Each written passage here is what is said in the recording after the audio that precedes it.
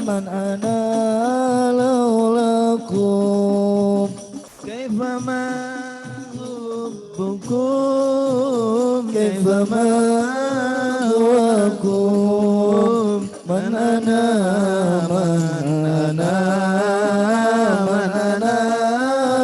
لولاكم كيفما خذوكم كيفما هواكم من أنا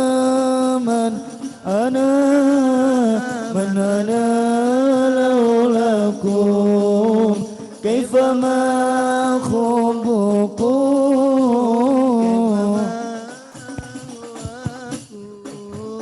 من أنا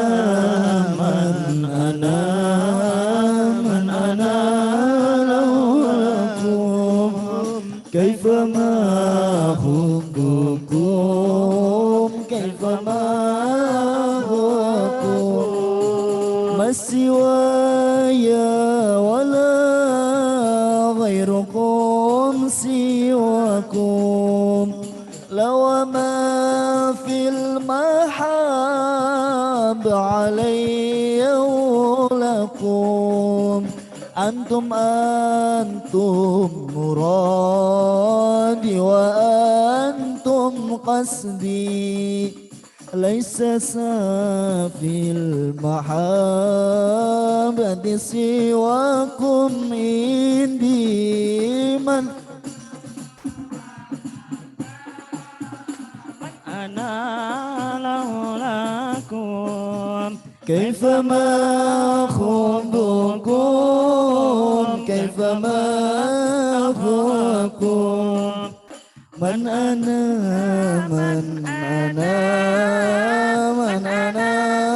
لولاكم كيفما خبكم كيفما هواكم.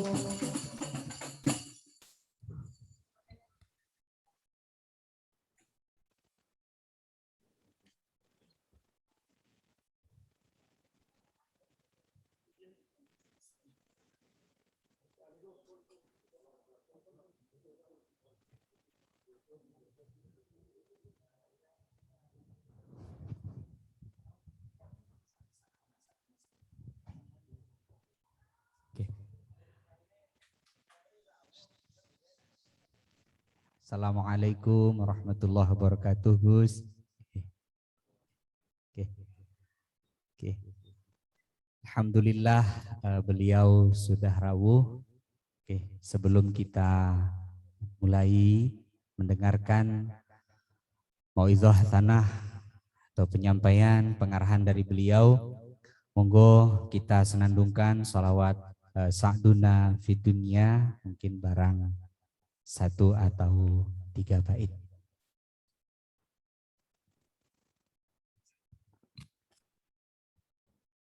Allahumma salli wa sallim ala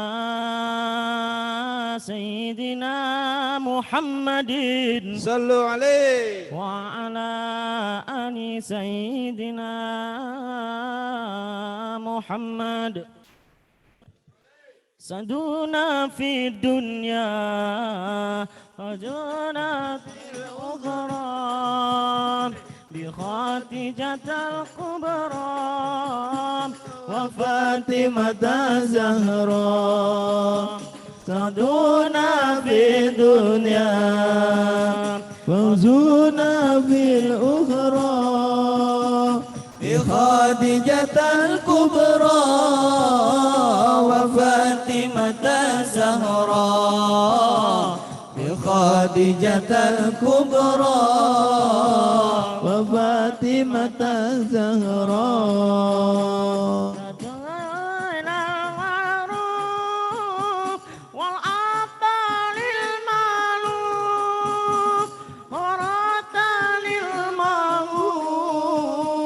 إنهم في أدراك يا ويل المطلوب والعطاء المغوب فرات للمغوب إنكم بالأدرار دون في دنيا ودون في الأخرى خاتزة الكبرى وفاطمة زهراء بخادجة الكبرى وفاطمة زهراء اللهم صل وسلم وبارك عليه وعلى آله. Alhamdulillah para hadirin, para jamaah, beliau guru kita Gus Baha sudah rawuh di majelis secara tatap maya. Alhamdulillah, sebelum kita mulai, mari kita sama-sama sapa beliau. Mudah-mudahan beliau senantiasa diberikan kesehatan dan keapiatan agar kita senantiasa bisa mendapatkan mau'izah, bimbingan, arahan dari beliau. Assalamualaikum Gus.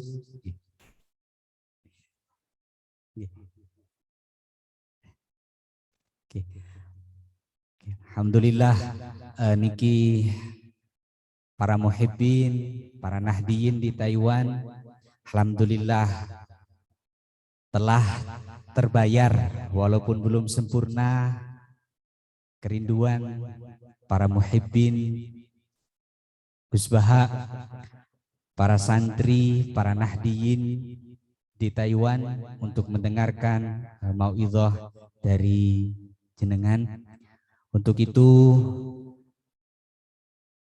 tanpa iktifaan waktu soron, waktu dan tempat kami haturkan ta'ziman wa ihtiraman dengan segala hormat. Allahumma salli ala Muhammad.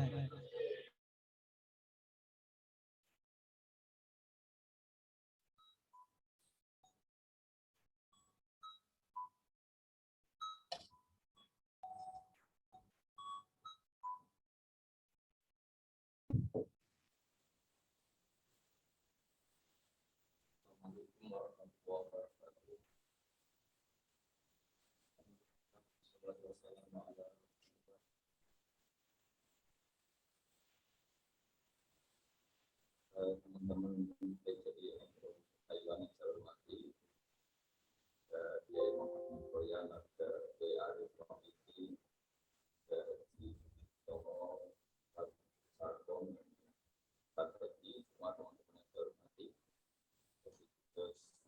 terus Rizka. Kebetulan hari ini saya berngaji sama tamu-tamu dari Malang. Mungkin saya tidak bisa lama, tapi saya pastikan bahwa materi siang ini akan saya isi dengan kitab Abu Abdul Farad karangan Sayyid Muhammad bin Alawi Al-Maliki sebagai referensi atau sebagai pegangan tradisi NU Nahdlatul Ulama, di mana di antara tradisi yang sering dilakukan itu melafadzkan kalimat-kalimat thayyibah yang kebetulan dipakai tahlil 1 sampai 7 hari atau 40 hari. Supaya bahwa kalimat itu tetap kalimat thayyibah. Kalimat thayyibah itu la ilaha illallah Muhammadur Rasulullah, di mana keramat kalimat ini adalah orang yang kafir 70 tahun gara-gara melafadzkan kalimat ini menjadi berhak masuk di Quran. Dijelaskan kulil ladzina kafaru iyantahu yufar lahum ma qad salaf. Jadi kalau orang kafir mau mengakhiri kafirnya dengan melafadzkan kalimat thayyibah, maka kesalahan masa lalu itu akan dihapuskan. Jadi kalimat ini benar-benar sakti, di mana orang yang kafir 70 tahun saja bisa menjadi muslim, bisa menjadi mukmin dan langsung berhak menjadi ahli surga. Kemudian kalimat ini kebetulan nasibnya itu ketika dipakai tahlilan, dipakai ziarah kubur itu terus menjadi tersangka. Ini yang PR. Seakan-akan sudah ada kalimat thayyibah lagi, hanya kebetulan dipakai di kuburan, dipakai mitung dinani mayit, 7 harinya mayit dan sebagainya. Maka saya sebagai pemerhati itu, saya pastikan bahwa kalimat itu tetap kalimat thayyibah, dan dia tetap kalimat thayyibah, entah dibaca di masjid, entah dibaca di kuburan, entah dibaca pas 7 hari dan 40 hari dan seterusnya. Karena status kalimat ini kalimat yang luar biasa. Sehingga Ibnul Qayyim dalam Muqaddimah kitab Zadul Ma'ad, ini supaya teman-teman ngelafadzkan kalimat ini lebih lebih masuk. Di situ dijelaskan bahwa surga yang semewah itu dengan fasilitas semegah itu, selek itu, super mewah, itu diperuntukkan bagi yang mau mengakui la ilaha illallah. Jadi surga dibikin segala kemewahannya dengan segala kemewahannya. Yang katanya bapak-bapak per satu bapak dapat bidadari 70 atau 100 sesuai khayal mereka. Itu sesuai keinginan mereka, itu bagi yang lafadzkan la ilaha illallah.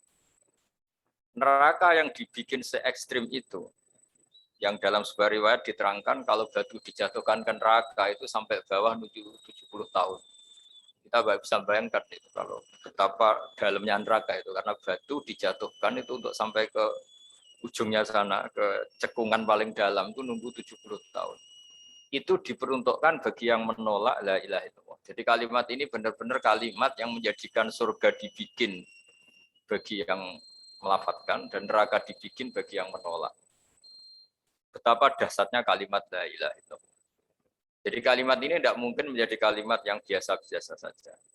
Lalu para kiai-kiai, para wali songo dulu, supaya kalimat ini familiar, dilatih, diulang-ulang. Nah, pengulangan-pengulangan ini butuh momentum. Nah, momentum paling orang ingat mati itu ya ketika ada orang mati, hitung dinari mayit, 40 hari mayit. Ini momentum orang mudah diajak la ilaha illallah, diajak wiridan. Ya, gitu. Sehingga saya pastikan bahwa kultur-kultur ini harus kita bela secara ilmiah, baik ilmiah referensi maupun ilmiah secara sosiologi. Saya ulang lagi, kalimat la ilaha illallah ini kalimat yang begitu sakti, yaitu tadi sampai surga dibikin sebegitu mewah, itu untuk yang menerima kalimat la ilaha illallah. Neraka dibikin sebegitu ekstrim, begitu mengerikan, itu bagi yang menolak la ilaha illallah. Sehingga dalam sebuah riwayat diterangkan bahwa la ilaha illallah itu al-mizan. Ukuran kamu jadi hamba Allah itu ya sejauh mana Anda mengakui la ilaha illallah dan menolaknya. Sehingga saking spesialnya la ilaha illallah itu suatu saat, ini di kitabnya Sayyid Muhammad halaman 102. Wa fihi aidan an Abdillah bin Amrin anin Nabi sallallahu alaihi wasallam anna Musa alaihi salam qala ya Rabbi alimni syai'an azkurka wa ad'uka bi. Ya Allah, ini Nabi Musa itu kan spesial ya karena beliau kalimullah, beliau orang yang dekat sama Allah. Sehingga mintanya itu ijazah khusus, ijazah yang spesialis hanya untuk beliau. Ya Allah, ajarin saya sesuatu yang dengan sesuatu itu saya bisa mengingat Engkau. Sekolah ya Musa qul la ilaha illallah. Ya Musa, kalau kamu ingin ingat saya secara sempurna, lafadzkan la ilaha illallah. Terus qala ya Rabbi kullu ibadika yaquluna hadza. Kalau la ilaha illallah itu semua orang juga melafadzkan la ilaha illallah. Intinya Nabi Musa itu kan enggak ingin lah sama dengan orang NU ya semuanya tahlilan la ilaha illallah. Muslimat fatayat di Taiwan di mana-mana juga kalau tahlilan la ilaha illallah. Nabi Musa sebagai kalimullah itu ingin spesial. Enggak mau pakai la ilaha illallah karena itu kalimat yang lazim dipakai banyak orang. Inginnya beliau itu spesialis. Kata Allah menjawab qala qul la ilaha illallah. Ya sudah, pokoknya ngelafadzkan la ilaha illallah kata Allah. Nabi Musa masih mengajukan permohonan, ya Rabbi innama uridu syai'an takhussuni bih. Saya ingin wiridan yang spesial untuk saya, bukan yang wiridan masal la ilaha illallah itu kan di acara-acara NU istighosa pasti la ilaha illallah. Kira-kira itu ya masa kalimullah sama dengan Banser sama dengan Ansor sama dengan adat NU. Beliau enggak mau, inginnya spesial itu, inginnya kalimat-kalimat yang spesial.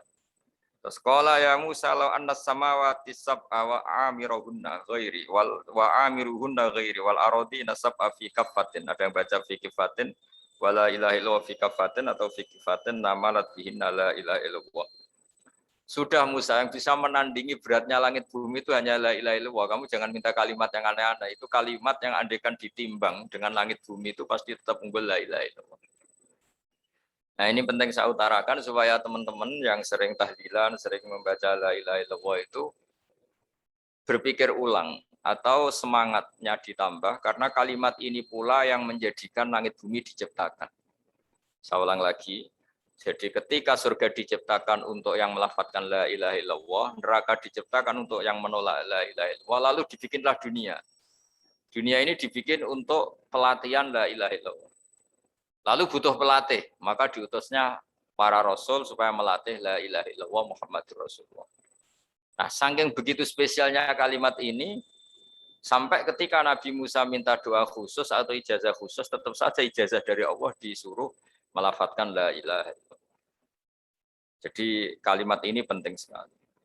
Lalu kalau kita tidak ngaji seperti ini, itu nanti teman-teman tuh hanya misalnya yang mimpin kiai siapa, terus waduh lama itu kalau tahlilan itu.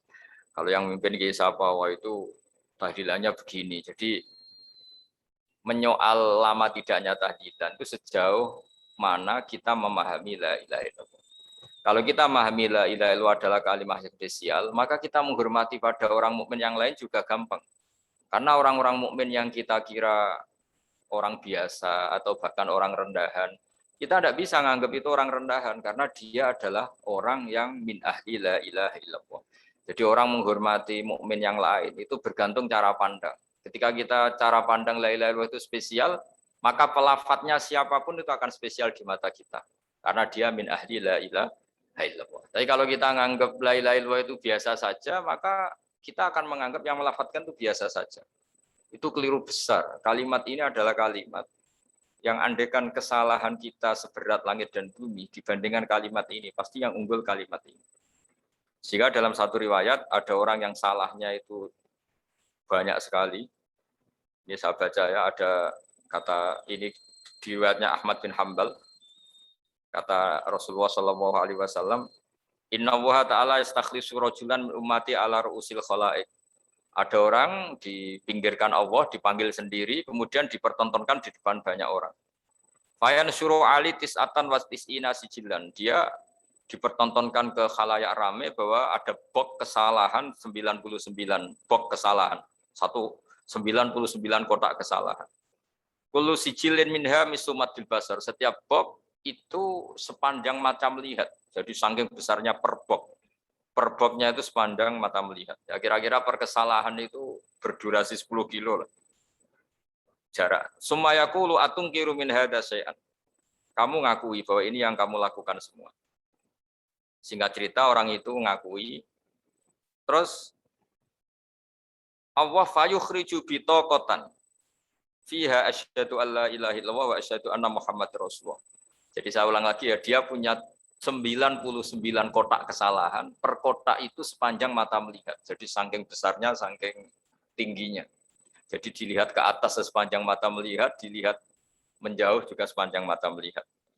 Lalu dikeluarkan kotak kecil. Terus si orang tadi bilang, ya Rabbi ma hadil bitaqah ma hadis sijilat.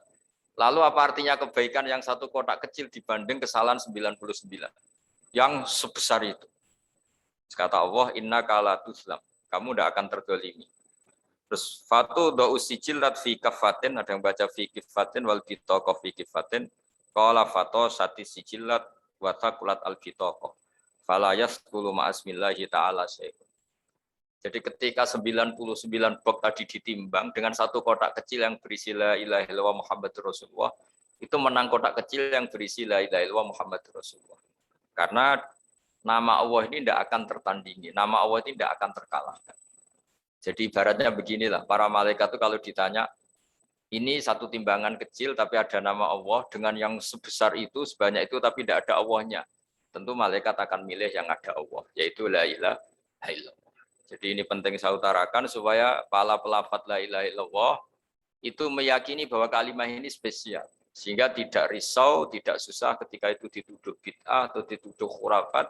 Karena kalimat ini tetap thayyibah. Kalimat ini tetap spesial. Bahwa guru-guru kita ngajarin ketika untuk 1 hari mayat atau 7 hari itu kultur saja. Sehingga orang NU sendiri ya jangan ngelafatkan itu nunggu diundang tahlil. Kalau diundang tahlil ngelafatkan itu, kalau enggak itu ya keliru juga. Itu ya sama saja salah, itu kalimat yang spesial kalau kita bacanya benda diundang tahlil itu juga salah. Tapi salah juga kalau kalimat ini menjadi tidak spesial hanya karena tuduhan-tuduhan kita dianggap khurafat atau bid'ah. Jadi saya pastikan bahwa kalimat ini spesial berdasar hadis yang disebut oleh Sayyid Muhammad qad akhraja Ahmad wan Nasa'i wa Tirmidzi aidan min hadits Abdullah bin Amr. Terus saya cek di beberapa kitab, di kitab Ithaf itu ada di juz 14 halaman 636, diperkuat lagi oleh kitab Ithaf yaitu karangannya Said Zabidi Syarah Ihya. Jadi di kesempatan yang baik ini saya mohon kalau melakukan wiridan yang diajarkan para guru itu pastikan referensinya secara detail. Kemudian barokahnya referensi itu kita tidak gamang, tidak risau, tidak gentar kalau mengalami tuduhan yang macam-macam. Karena kalimat ini tetap kalimat thayyibah. Status permanennya itu kalimat thayyibah. Bahwa, itu saya ulang lagi, bahwa mungkin kita baca itu dianggap gak tepat waktunya atau gak tepat momentumnya. Itu urusan kita.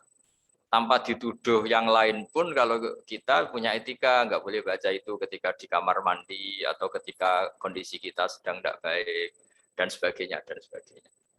Jadi saya pastikan kata Ibnul Qayyim ketika ngendikan fadilahnya la ilaha illallah, beliau ngendikan kalimat ini itu kalimat yang menjadikan surga dibikin. Ukurannya ya gampang, yang menerima kalimat ini.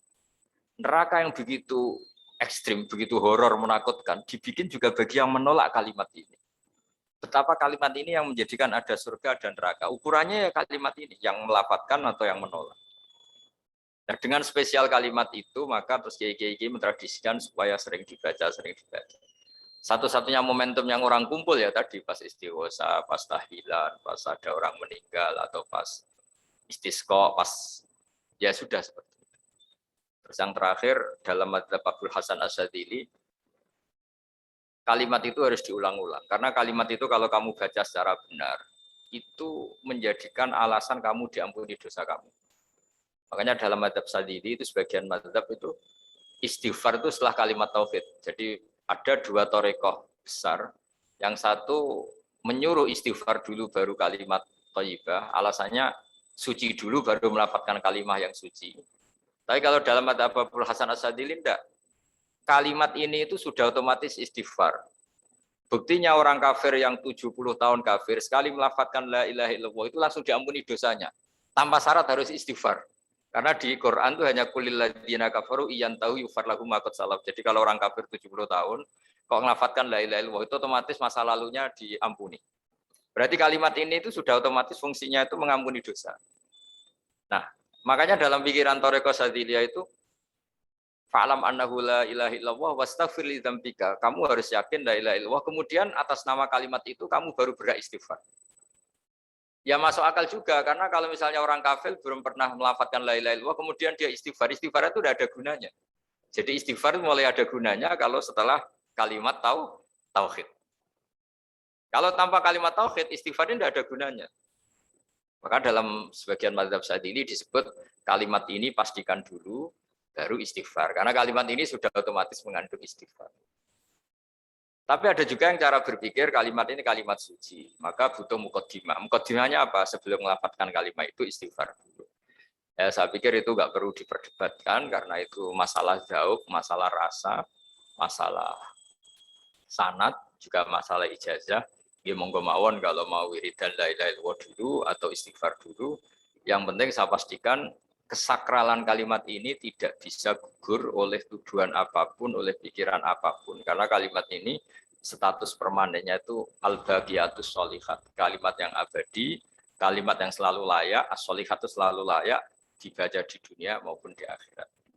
Jadi saya mohon maaf karena tidak bisa mengikuti sampai selesai karena saya juga baru habis ngaji tadi sama beberapa tamu. Saya mohon maaf. Barokah doa Gus. Barokah doa. Barokah doa Gus.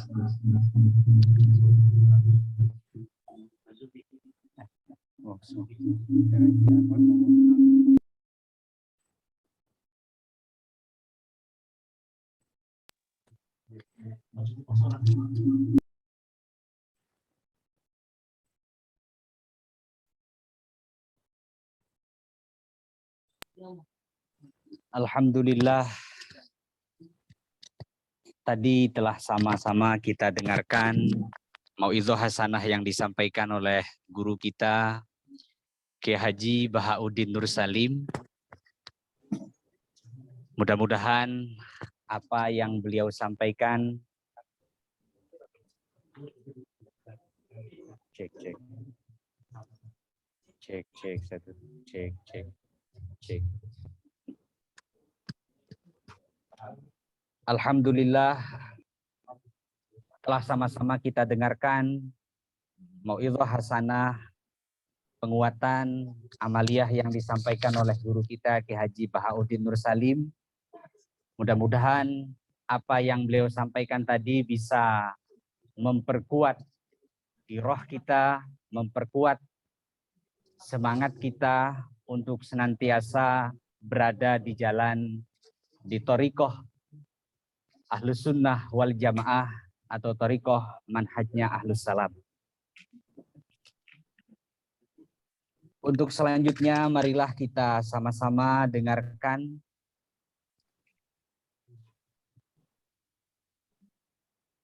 mauizah hasanah yang kedua, yang kali ini akan disampaikan oleh beliau Al-Mukarram Dr. Kiai Haji Reza Ahmad Zahid LCMA selaku Wakil Ketua Pengurus Wilayah Nahdlatul Ulama Jawa Timur dan pengasuh Pondok Pesantren Al-Mahrusiyah Lirboyo Kediri. Mudah-mudahan beliau sudah bergabung bersama kita melalui virtual Zoom yang sudah kita siapkan. Namun untuk menunggu kerauhan beliau, perlu kami sampaikan bahwa diharap kerjasama para hadirin ketika nanti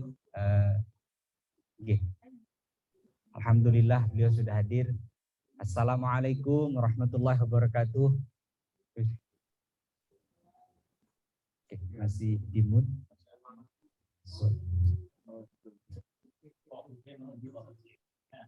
Wis jenengan Bapak. Nggih.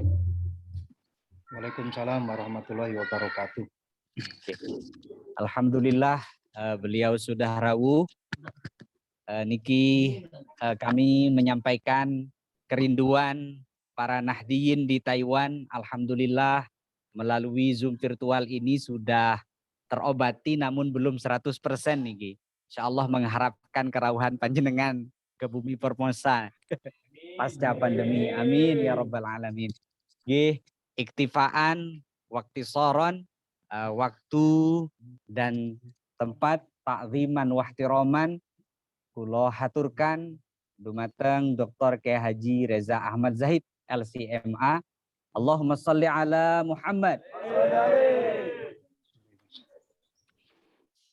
Assalamualaikum warahmatullahi wabarakatuh. Bismillah. Bismillahirrahmanirrahim. Tawakkaltu 'ala Allah, masya Allah. La haula wala quwata illa billahil aliyyil azim.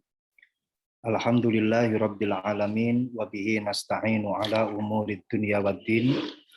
Allahumma sholli wa sallim ala sayyidina wa maulana Muhammadinil Fatih lima ughliqa wal khatim lima sabaqa nasiril haqqi bil haqqi wal hadi ila siratikal mustaqim wa ala alihi wa sahbihi haqqa qadrihi wa miqdarihi al aliyyil azim. Allahumma shrah li sadri wa yassir li amri wa hlul 'uqdatam min lisani yafqahu qawli, amma ba'du. Mohon maaf tadi terlambat hadir dan mohon maaf untuk mukaddimahnya tadi terlalu panjang karena saya pun juga berpikir apa yang harus saya sampaikan yang tadi semuanya sudah diberikan oleh Kiai Haji Bahauddin Nur Salim, Gus Baha, dan kita sudah ngaji bersama dengan beliau. Kita mendapatkan ilmu yang banyak serta ilmu yang mendalam dari beliau. Saya yakin apa yang beliau sampaikan sudah merasuk ke dalam hati kita, karena kita yakin bahwa beliau juga menyampaikan dari hati. Apa yang disampaikan dari hati pasti akan mengena kepada hati kita.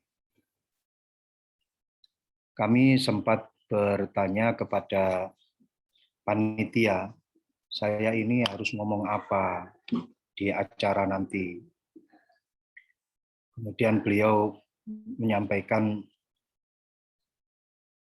nanti itu yang hadir kebanyakan para pelajar Indonesia yang ada di Taiwan dan para tenaga kerja dari Indonesia yang sekarang sedang bermaisyah di Taiwan.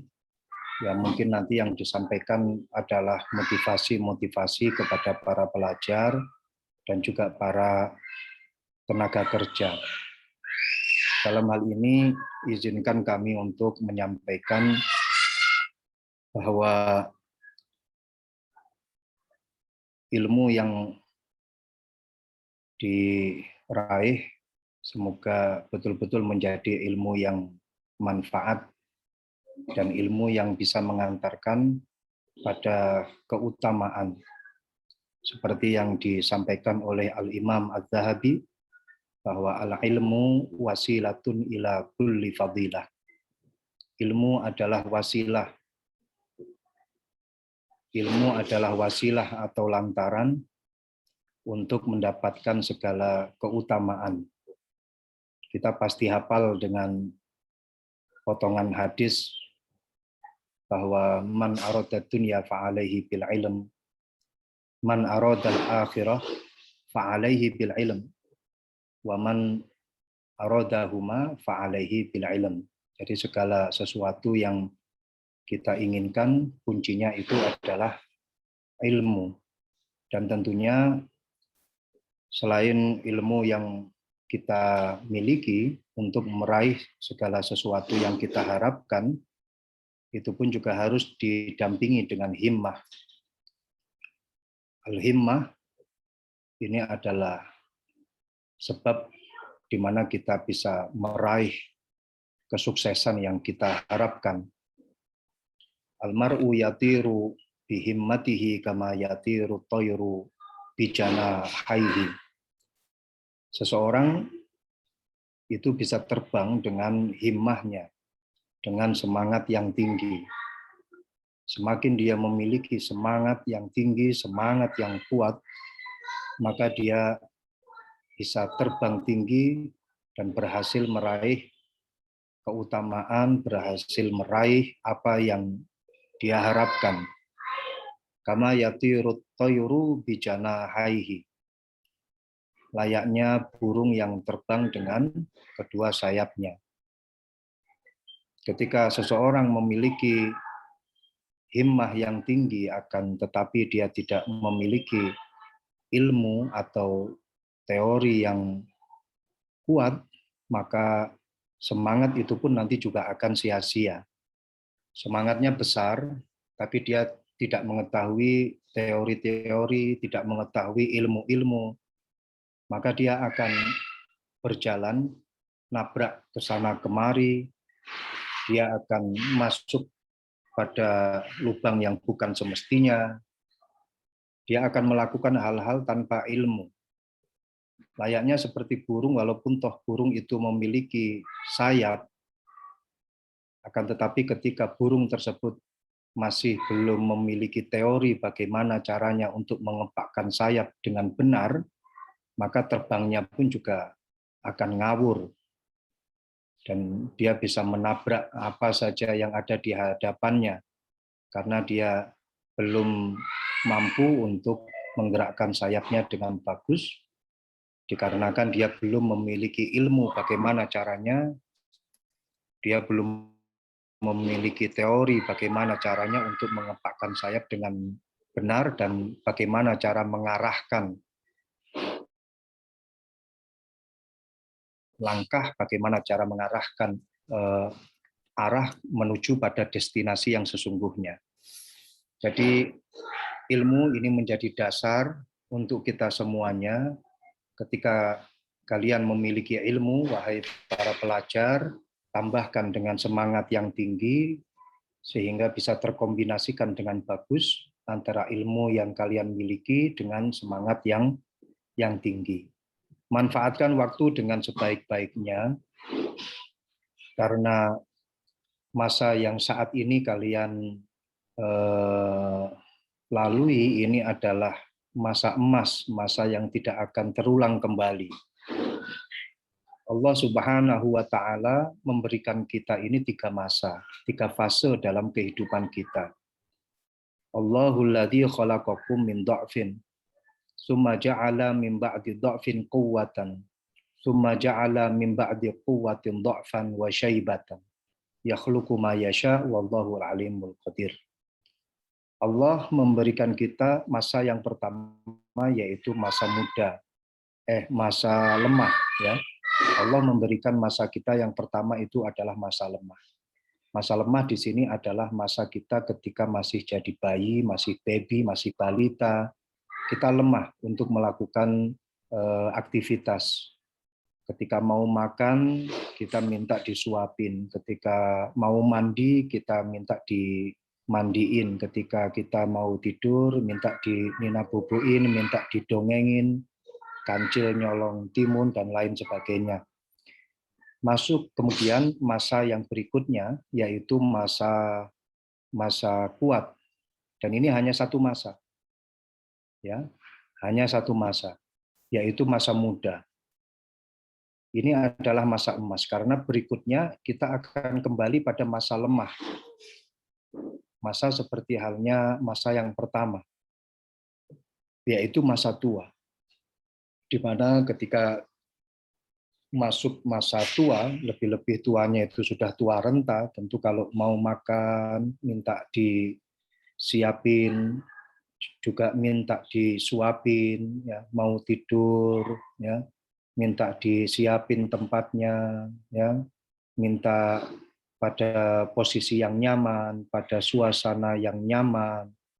Kemudian bahkan kalau sudah tua renta mau mandi, minta dibopong ke kamar mandi. Jadi itu menjadi satu nasihat untuk kita bahwa masa muda yang sekarang ini kalian lalui, wahai para pelajar, dan juga ini nasihat untuk saya karena saya pun juga termasuk masih muda, ya. Ini menjadi satu nasihat di mana ayo kita lakukan, kita manfaatkan masa muda ini dengan sebaik-baiknya. Masa ini adalah masa emas, masa di mana Allah Subhanahu wa Ta'ala mengangkat para nabi-nabinya. Menurut keterangan Sayyidina Abdullah bin Abbas, dikatakan bahwa ma ba'atsallahu nabiyyan illa syabban wala utiyal ilmu aliman illa wahwa syabun. Dawuhnya Abdullah bin Abbas bahwa Allah itu tidak pernah mengangkat seorang nabi ketika dia masuk pada usia yang sudah tua. Allah tidak pernah mengangkat seorang nabi, kemudian baru diangkat 1 minggu, 2 minggu berikutnya, kemudian dia sudah meninggal dunia. Tapi Allah itu mengangkat seorang nabi ketika beliau itu dalam masa muda. Ya, seperti yang kita ketahui bahwa Nabi Isa itu wafat itu ketika umur 33 tahun, masih sangat muda sekali. Dan bahkan Rasulullah Shallallahu Alaihi Wasallam tuwfiya wa fi ra'sihi wa lihyatihi 20 sya'ratan bayda. Rasulullah itu ketika wafat di situ ditemukan di rambut dan juga di jenggot beliau ini tidak lebih dari 20 rambut yang putih. Jadi masih sangat muda. Rasulullah wafat, yang mana pada waktu itu belum ditemukan rambutnya Rasulullah itu lebih dari 20 berwarna putih atau ubannya itu tidak lebih dari 20. Dan wala utiyal ilmu aliman illa wa huwa syabun. Dan Allah itu memberikan ilmu kepada orang yang alim itu ketika masa muda. Ketika kita menyaksikan ada seorang alim di masa tuanya, ada seorang kiai sepuh, kemudian kita saksikan beliau memiliki ilmu yang tinggi, alim, hafal segala kitab. Ini yang beliau sampaikan adalah hasil ketika beliau itu mencari ilmu di masa mudanya, dan beliau diberikan ilmu oleh Allah itu ketika beliau masih muda, ya, yang kemudian menetap di dalam hatinya dan disampaikan kepada kita. Memang kita temukan ada beberapa ulama yang dikisahkan di situ memulai belajar ketika masa tuanya, katakanlah seperti salah satu kisah yang meriwayatkan bahwa Syekhul Islam Zakaria Al-Ansori itu pun masuk belajar di pondok pesantren itu masuk ketika sudah tua. Terus kemudian Al-Imam Al-Qurtubi itu juga ada satu riwayat yang mengisahkan beliau itu masuk ke pondok pesantren juga ketika masa yang sudah tidak muda lagi. Tapi kita tidak bisa terus meniru ada ulama yang juga belajarnya itu masa tua baru mulai masuk ke dunia pendidikan. Tidak bisa kita tiru, itu mungkin sebuah keistimewaan, sebuah karomah yang beliau miliki. Jadi sekali lagi, ma ba'asallahu nabiyyan illa syaban wala utiyal ilmu aliman illa wa huwa syabun. Ya, seperti yang didawuhkan, dikisahkan tentang kisahnya Nabi Ibrahim, qalu sami'na fatan ya yadhkuruhum yuqalu lahu Ibrahim. Yang mana ini menjadi satu jawaban dari ayat qalu man fa'ala hadza bi alihatina innahu laminaz zalimin. Ya. Jadi ini menjadi satu nasihat untuk kita semuanya, wahai para pelajar dan juga para pemuda-pemuda yang masih dalam tahap mencari ilmu. Masa depan itu ada di tangan kalian, ya, karena syababun al-yaum rijalun al-ghad. Para pemuda saat ini yang sedang mencari ilmu kelak nanti akan menjadi pemimpin-pemimpin kita, pemimpin-pemimpin umat. Mbah Kiai Hasyim Asy'ari juga mengingatkan kepada kita bahwa la khaira fi ummatin idza kana abna'uha juhala wala tasluhu ummatun illa bil ilmi. Tidak ada kebagusan di dalam satu umat ketika para generasinya, para kader-kadernya itu adalah kader-kader yang bodoh, generasi-generasi yang bodoh. Tidak akan ada kebagusan bagi sebuah umat. Wala tasluhu ummatun illa bil ilmi. Dan dawuhnya Mbah Kiai Hasyim Asy'ari bahwa kemaslahatan umat itu tiada lain kecuali dengan ilmu. Maka tetap semangat dalam belajar, wahai para pelajar, semoga mendapatkan ilmu yang manfaat. Amin ya rabbal alamin. Kemudian yang berikutnya, yang kedua, dawuhnya panitia, siapa yang hadir di majelis ini dan saya harus bicara dengan siapa? Di sini itu banyak para tenaga kerja dari Indonesia yang sedang berma'isyah di Taiwan. Jadi mohon diberi motivasi. Sebenarnya saya juga masih butuh motivasi. Jadi begini, apa yang kita lakukan dalam kita mencari mata pencaharian, dalam kita mencari modal untuk menafkahi keluarga kita, ini adalah satu bentuk ibadah, satu bentuk keselamatan yang luar biasa untuk kita dan juga untuk keluarga kita. Jadi begini, seperti yang diriwayatkan oleh Thabit Al-Imam Thabit Al-Bunyani, bahwasannya ada di dalam diri kita itu 10 keselamatan, ya. Ada 10 keselamatan yang ada di dalam diri kita. Keselamatan ketika kita berinteraksi dengan masyarakat, keselamatan ketika kita berada di dalam keluarga kita, keselamatan ketika kita berinteraksi dalam profesi kita, dalam jabatan kita, dalam mengemban amanat jabatan kita, ada 10 keselamatan. Dan 10 keselamatan tersebut itu dikatakan tis'atun fis sukut wa wahidatun fil firari minan nas. Keselamatan-keselamatan yang kita miliki ketika kita berinteraksi dengan masyarakat itu 9 di antaranya itu ada di dalam sikap diam kita. Diam dalam artian adalah kalau ketika kita berbicara itu seharusnya memiliki dasar, memiliki hujah, jangan hanya sekedar bicara yang tidak bisa dipertanggungjawabkan,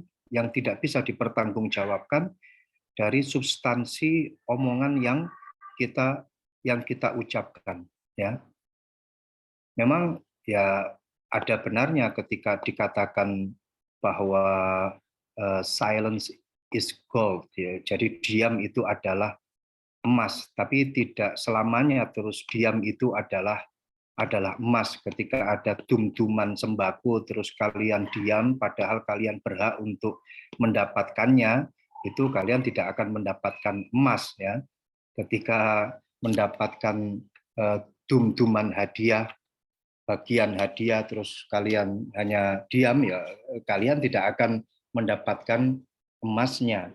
Tapi yang dimaksud di sini adalah diam karena hak, karena kebenaran. Diam dalam hal ini adalah diam ketika kalian tidak mengetahui tentang kebenaran yang semestinya. Akan tetapi ketika kalian akan menyampaikan perkara yang hak, maka sudah menjadi keharusan untuk menyampaikan perkara yang hak. Jangan kemudian menjadi menjadi setan yang diam ketika kalian mengetahui perkara yang batil terus kemudian kalian tidak meluruskannya. Jadi tis'atun fis sukut. Diam di sini juga berarti bahwa kalian ini harus betul-betul tidak mengutarakan sesuatu yang tidak ada landasannya. Tapi ketika di situ ada landasan dan bisa dipertanggungjawabkan, silakan untuk disampaikan. Seperti wala taqfu ma laisa laka bihi ilm yang disampaikan di dalam Al-Qur'an, dan juga disampaikan bahwasannya Al-Imam Al-Ghazali itu dawuh bahwa banyaknya perbedaan pendapat di antara manusia, pertikaian di antara manusia, itu dikarenakan orang-orang yang bodoh yang tidak mengetahui tentang dasar agama, itu banyak berbicara. Sehingga beliau bainal kholqi. Kalau seandainya orang-orang yang bodoh, orang-orang yang tidak tahu itu diam, maka pasti ya akan kita temukan minimnya percekcokan di antara manusia, atau kebalikannya pertikaian manusia yang ada di muka bumi ini karena banyaknya omongan-omongan dari orang bodoh, omongan-omongan yang tidak bisa dipertanggungjawabkan. Makanya saya juga sering menyampaikan bahwa ketika kita bermedsos, bermedia sosial, ketika kita menyampaikan sesuatu di media sosial, janganlah sering-sering untuk komentar, lebih-lebih komentar itu tidak ada dasar. Ya. Memberikan status yang status itu tidak bisa dipertanggungjawabkan. jawabkan. Ya, berkomentarlah ketika komentar kalian ini bisa dipertanggungjawabkan. Berilah status ketika status itu bisa dipertanggungjawabkan dan memiliki dasar. Karena percekcokan yang ada di antara kita ini salah satu faktornya adalah mendapatkan informasi dari orang yang tidak bertanggung jawab dan informasinya itu pun juga tidak bisa dipertanggungjawabkan. Wa wahidatun fil firari minan nas.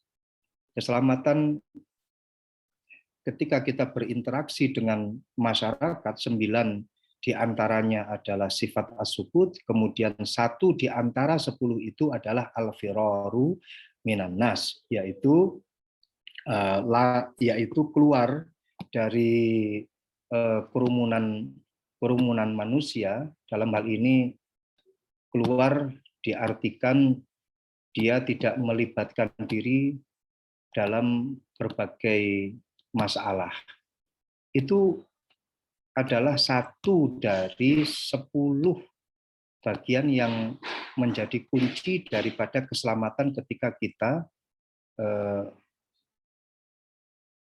kita berinteraksi dengan masyarakat. 9 dari 10 itu adalah sifat as-sukut. Wal ibadatu asyratu ajza. Kemudian ibadah, di situ ada 10 komponen. Ibadah itu ada 10 komponen. Dan 10 komponen itu kemudian dibagi menjadi 2, tis'atun fi talabil ma'isyah. 9 dari 10 dari ibadah itu adalah tolabul ma'isyah, yaitu mencari mata pencaharian, mencari nafkah untuk dirinya dan juga untuk keluarga. Wa wahidatun fil ibadah, dan 1 itu ada di dalam ibadah selain mencari mata pencaharian atau bekerja untuk memberikan nafkah keluarga. Jadi ini adalah salah satu bentuk bagaimana cara kita menyikapi sosial kemasyarakatan yang ada di sekitar kita, dan bagaimana kita ini beribadah, kita harus mengetahui komponen-komponen yang ada di dalamnya. Memang ketika kita tolabul ma'isyah, pasti ada yang namanya jatuh bangun, dan juga pasti ada yang namanya saling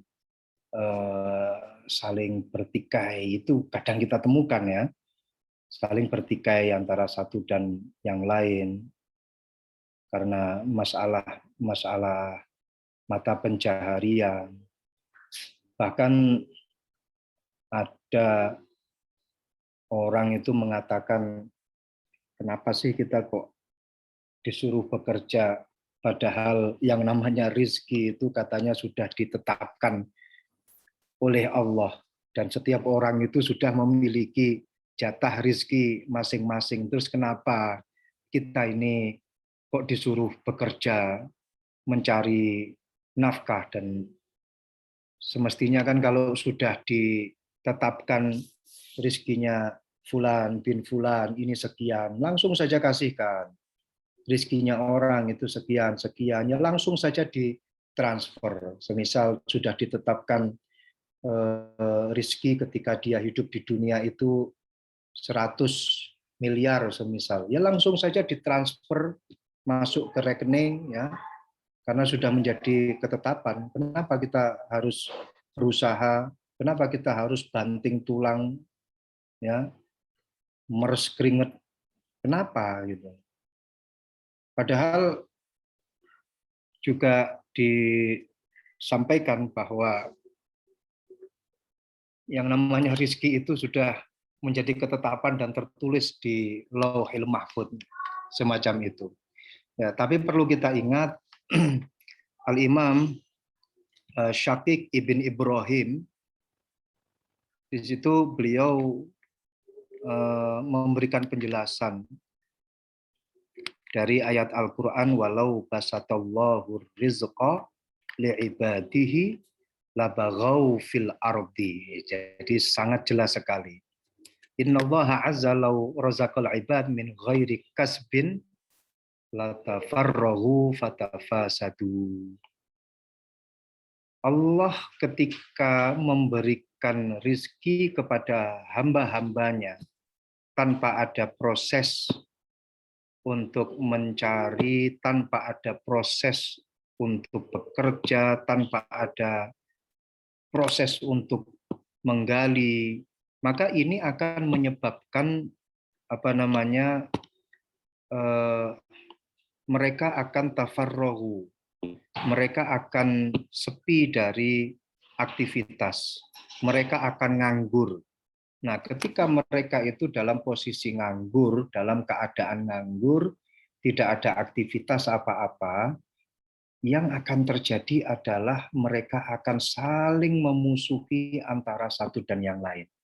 Dan kemudian mereka itu pasti akan saling bertengkar antara satu dan yang lain.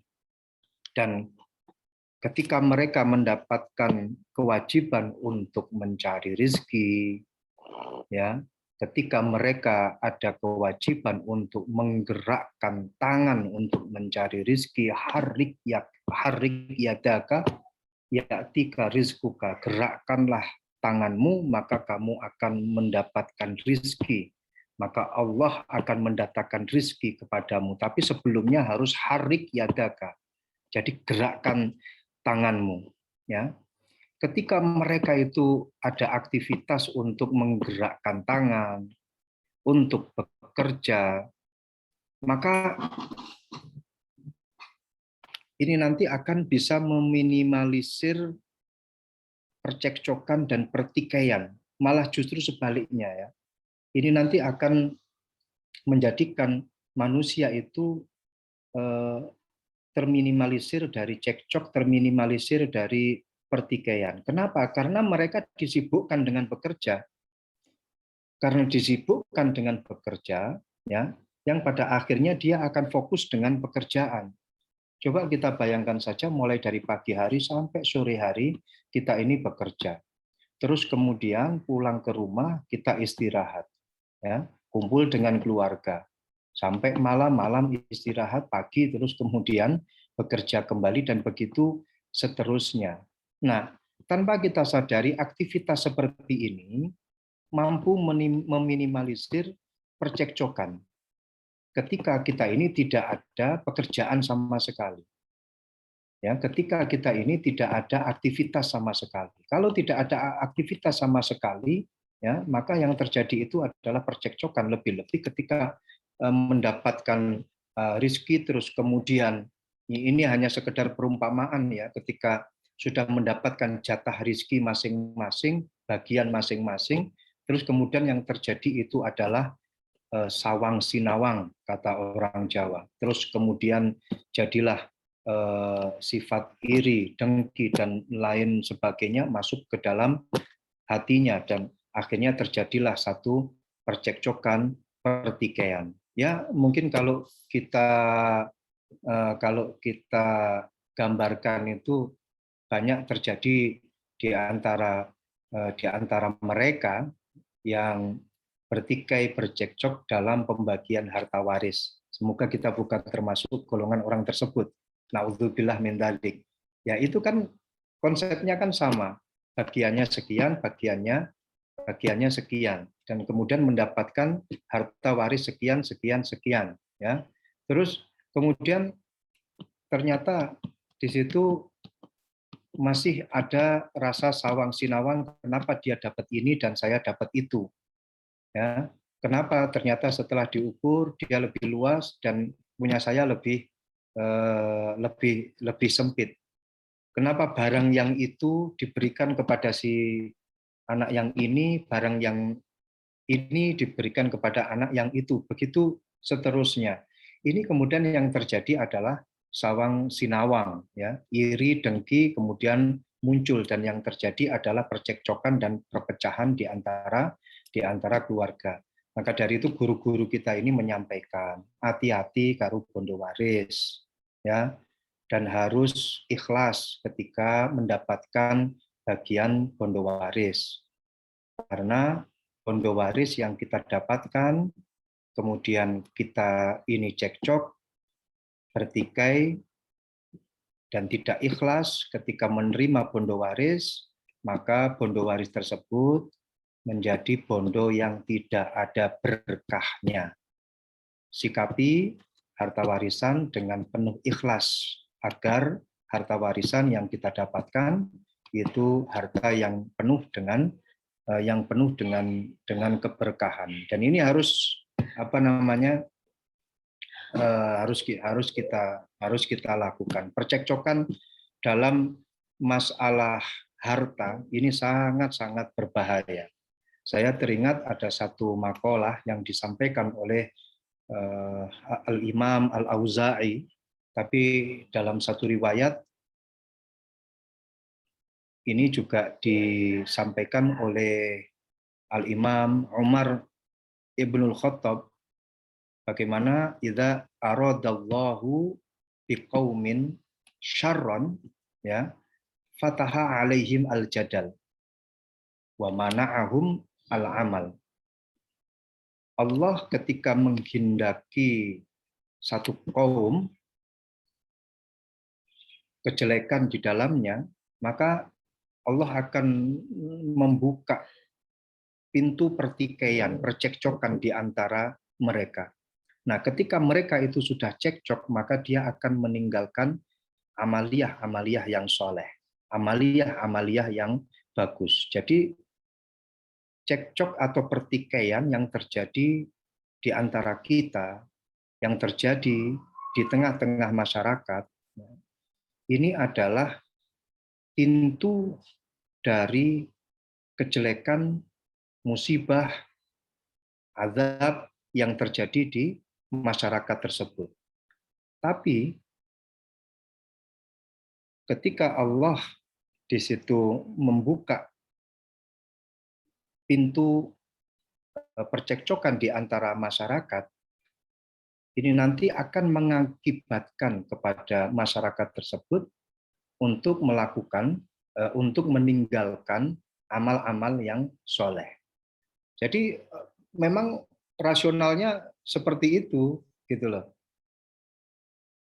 Berawal dari sebuah percekcokan, terus kemudian dia lupa dengan amal-amal yang soleh. Walaupun toh dia memiliki ilmu yang tinggi, tapi karena di situ dia sudah terbawa dengan percekcokan, terbawa dengan perselisihan, maka dia lupa dengan ilmu yang dia miliki, kemudian dia tidak mengamalkan ilmu yang dia miliki. Nah, setelah terjadi percekcokan semacam ini, akhirnya terjadi musibah di tengah-tengah masyarakat. Jadi sekali lagi kita kembali pada profesi kita, ketika kita bekerja, mencari nafkah, mencari mata pencaharian, ya, mencari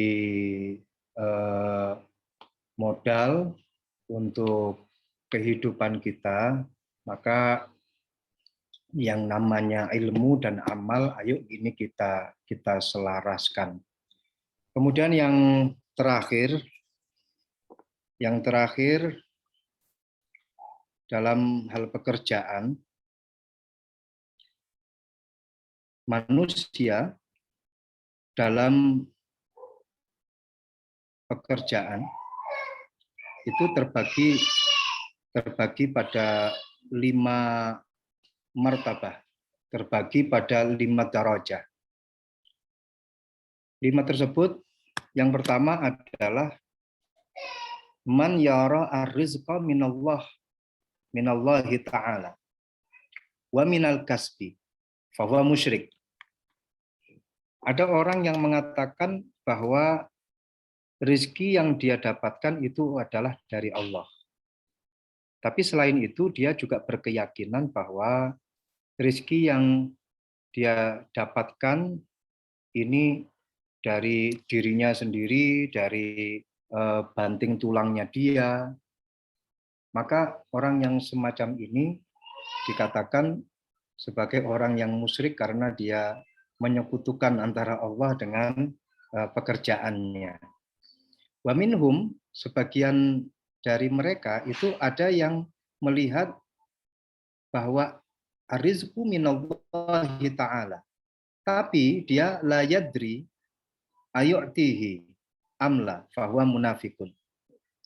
Ada di antara mereka yang mengatakan, martabat yang kedua ini mengatakan bahwa rizki itu dari Allah. Tapi dia tidak tahu apakah Allah itu memberikannya kepada dirinya atau Allah itu tidak memberikan rizki tersebut kepada dirinya. Jadi dia itu mengetahui bahwa Allah itu adalah zat yang memberikan rizki, akan tetapi di dalam hatinya dia punya satu keraguan-raguan, apakah ini betul-betul diberikan oleh Allah kepada saya, atau ini bukan dari Allah, tapi ini murni dari pekerjaan saya. Nah, ketika dia memiliki keyakinan seperti itu, maka dia masuk dalam kategori Muslim, seorang yang munafik dan syak, seorang yang munafik dan penuh dengan keraguan-raguan. Kemudian yang ketiga adalah man yara ar-rizqa minallahi ta'ala wa la yuaddi haqqahu wa ya'sillaha ta'ala. Orang yang melihat bahwa rizki itu dari Allah, dia yakin kalau rizki itu dari Allah. Tapi dia tidak mendatangkan hak-haknya rizki yang telah diberikan oleh Allah kepadanya. Dan bahkan dia durhaka kepada Allah.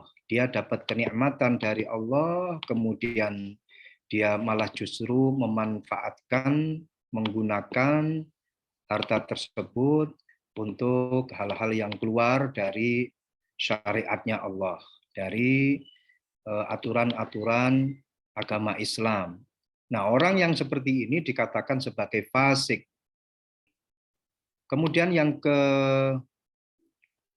keempat ya adalah orang yang menilai bahwa rizki itu dari Allah. Wa yara al-kasba sababan wa akhraja haqqahu. Wala ya'sillaha ta'ala li ajlil kasbi fahuwa mu'minun mukhlisun. Ini yang nomor 5 ya.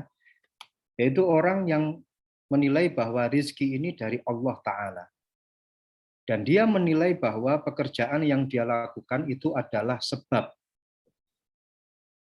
Allah lah yang sebenarnya memberikan rizki tersebut. Apa yang dia lakukan ini adalah sebab.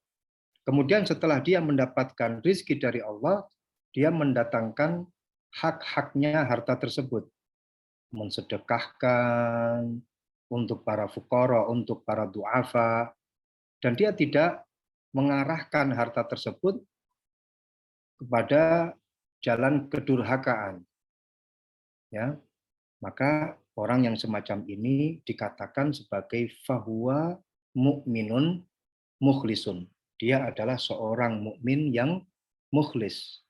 Ini kategori-kategori orang yang sedang bekerja, kategori-kategori ketika orang sedang berprofesi, sedang menjalankan amanah pekerjaannya. Semoga kita termasuk golongan daripada orang yang mukmin mukhlisun.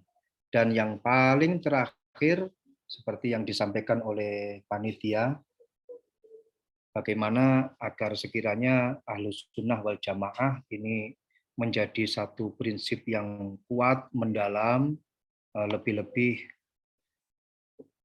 untuk kami yang berada di Taiwan, ya, bagaimana agar kami ini tetap istiqomah di dalam akidah Ahlus Sunnah wal Jamaah, An-Nahdiyah.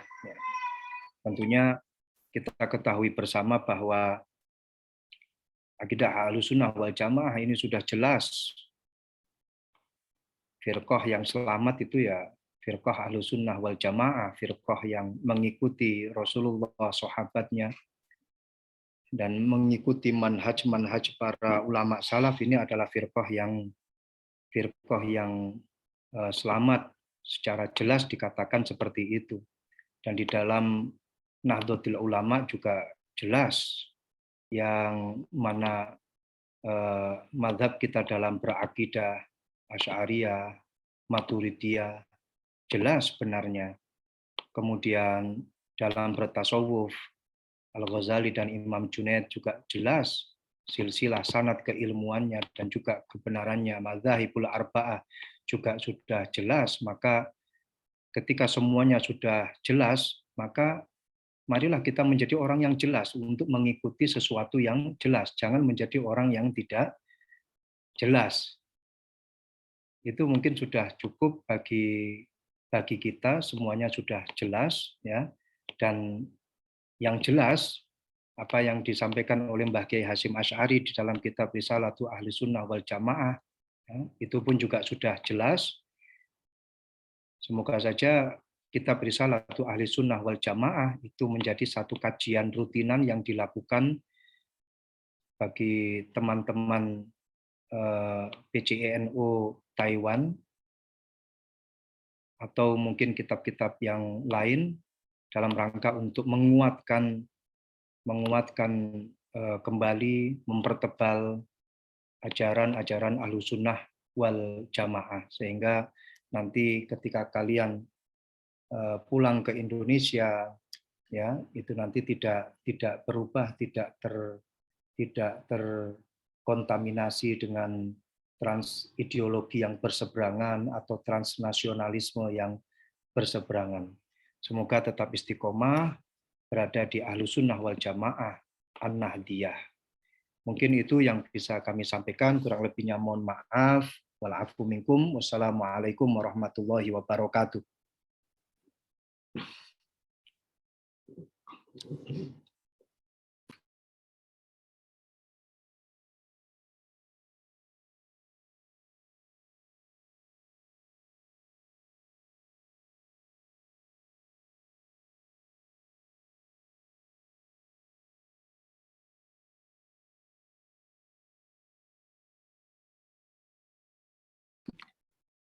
Oh iya, mohon maaf. Tadi disampaikan untuk menutup dengan doa. Kita doa bersama-sama. Semoga silaturahmi ini menjadi silaturahmi yang istiqomah, mu'abbadah ila yaumil qiyamah, dan kita dikumpulkan bersama dengan orang-orang yang alim, orang-orang yang soleh, dan apa yang kita lakukan di majelis ini menjadi amal yang soleh. Amin ya rabbal alamin. Ala hadiniyah wa ala kulli niyatin sholihah. Al-Fatihah. A'udzubillahi minasyaitonirrajim. Bismillahirrahmanirrahim. Alhamdulillahirabbil alamin. Arrahmanirrahim. Maliki yaumiddin. Iyyaka na'budu wa iyyaka nasta'in. Ihdinas shiratal mustaqim. Shiratal ladzina an'amta 'alaihim ghairil maghdubi 'alaihim waladdallin. Amin. Bismillahirrahmanirrahim. Alhamdulillahirabbil alamin. Hamdan syakirin, hamdan na'imin, hamdan jawafi ni'amah wa yukafi'u mazidah. Allahumma sholli wa sallim ala sayyidina wa maulana Muhammadin sholatan tunjina biha min jami'il ahwali wal afat wa taqdilana biha jami'al hajat wa tutahhiruna biha min jami'is sayyi'at wa tarfa'una biha indaka a'la darajat wa tuballighuna biha aqsal ghayat min jami'il khairati fil hayati wa ba'dal mamat.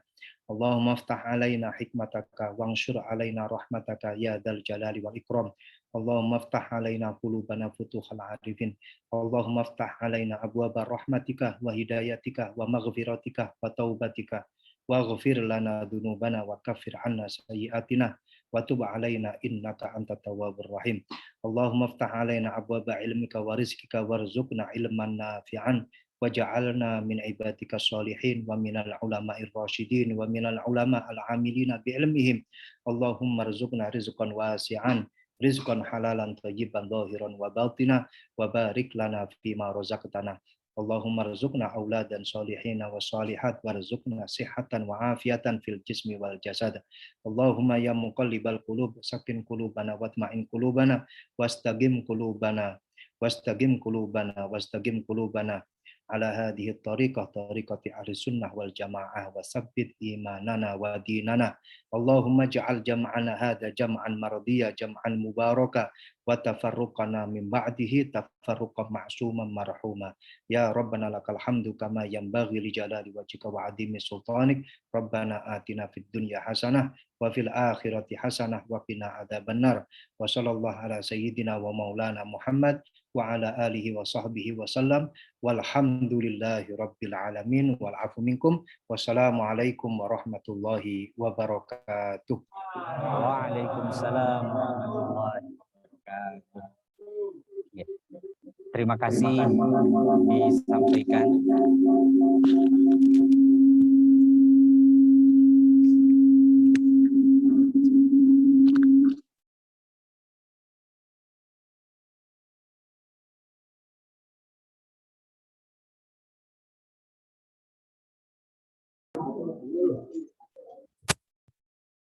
Terima kasih disampaikan kepada beliau berdua, guru kita, Kiai Haji Reza Ahmad Zahid, LCMA, yang telah memberikan penguatan, penegasan, agar kita semua tetap istiqomah dalam manhajnya Ahlus Salaf, yaitu manhaj Ahlus Sunnah wal Jamaah An-Nahdiyah.